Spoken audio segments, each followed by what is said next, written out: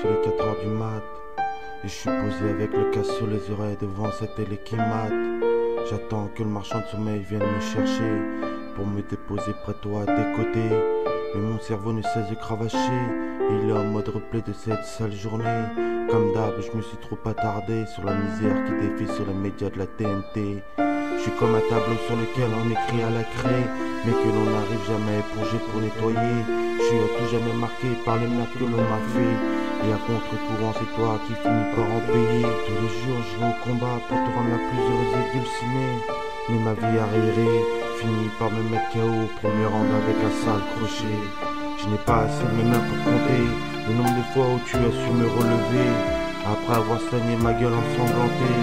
C'est vrai que dès le départ tu connaissais la trajectoire de la vie que j'avais empruntée. Mais ça me déchire de voir dans tes yeux des larmes couler.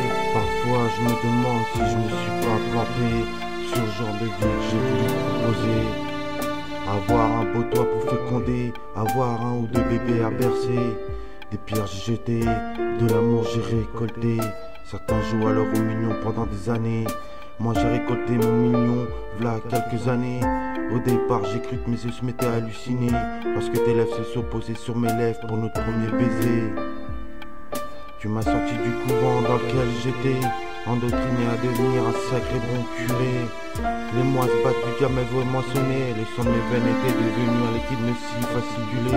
Tant de bien que tu m'as fait pour avoir toutes ces merdes que tu as récoltées. La jante féminine m'avait épuisé, l'être féminin était devenu un bonbon sucré que je ne cessais de recracher.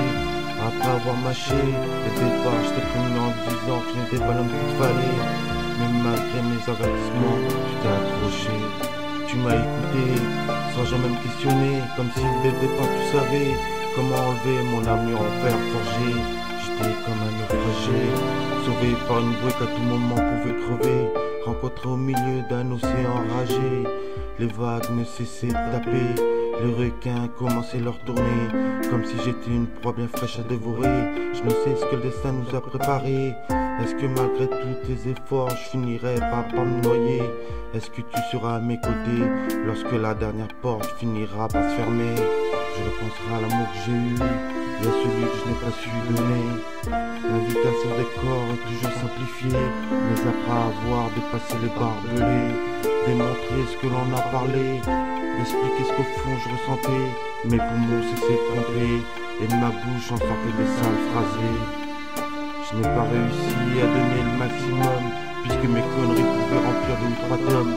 Peut-être que le sujet est mon plus grand regret, vu que de nombreuses larmes en ont coulé.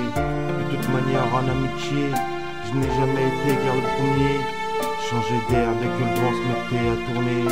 Peu peuvent dire que le temps leur a permis de mieux me cerner. En poche flottée, comme une feuille morte à l'approche de l'été. Comme une feuille morte à l'approche de l'été. Je suis comme un tableau sur lequel on écrit à la craie, mais que l'on n'arrive jamais à éponger pour nettoyer. Je suis à tout jamais marqué par les merdes que l'on m'a fait.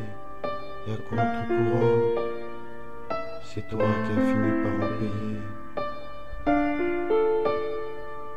C'est toi qui as fini